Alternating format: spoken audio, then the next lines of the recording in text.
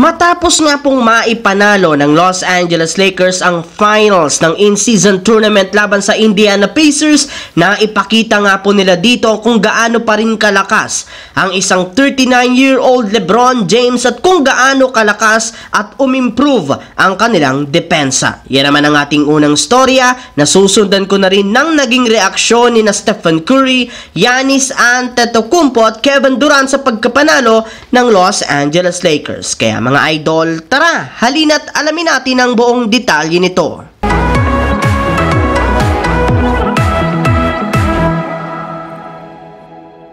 Matagumpay nga po mga idol na naipanalo ng Los Angeles Lakers ang finals ng in-season tournament laban sa Indiana Pacers sa score na 123-109 sa pangunguna ng kanilang mga players na sina Anthony Davis na nagtala ng 41 points, 20 rebounds at 4 blocks, LeBron James na merong 24 points, 11 rebounds at si Austin Reeves na nagtala naman ng 28 points. Pero hindi rin naman nanalo ang Lakers gamit lamang ang kanilang opensa, gayong ang tunay nga na nagpapanalo sa kanilang team ay ang napakahigpit nilang depensa sa perimeter at sa ilalim ng basket sa pangunguna ni Anthony Davis, Cam Reddish at si Jared Vanderbilt na literal na pigilan at napahinto si Tyrese Haliburton na mag-init sa shooting sa 3-point line at umiscore. Yes mga idol, sobra nga pong nag-struggle si Haliburton na makapagtala ng puntos na sobrang higpit at lakas ng depensa, kaya napipilitan nga itong gumawa ng pasa na lamang na siyang isa sa mga rason ng kanilang pagkatalo. Maging si Miles Turner at Buddy Hield hindi rin naman masyadong nakakagalaw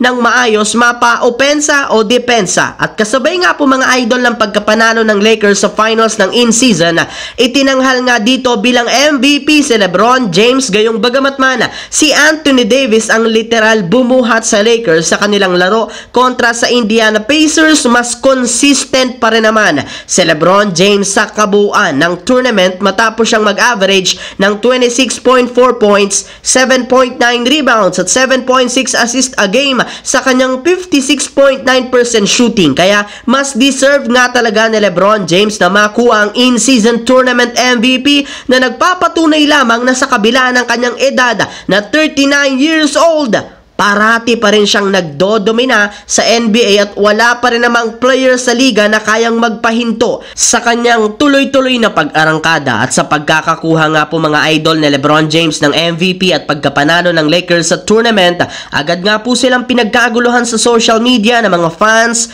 haters at na mga NBA analysts. Magang ilang mga NBA players rin nag-react dito matapos i-congratulate niyan ni na Stephen Curry, Kevin Durant at Giannis Antetokounmpo, sina LeBron James, Anthony Davis at ang buong Lakers sa pagkapanalo nila sa in-season at pagkakakuha nila ng premyo na aabuti na mahigit sa $500,000 kada player at coaches sa kanilang kupunan. So yun lamang mga idol ang ating bagong video na ating pinag-usapan ngayon. Once again, this is your J-Zone TV. Huwag kalimutang mag-like at syempre mag-subscribe na rin. Pindutin ang notification bell sa akin channel para lagi kayo maging updated sa mga videos na pinapalabas ko. Shout out sa lahat ng solid J-Zone TV na laging nanonood dyan. Maraming salamat mga idol. Hopefully nag-enjoy kayo ngayon.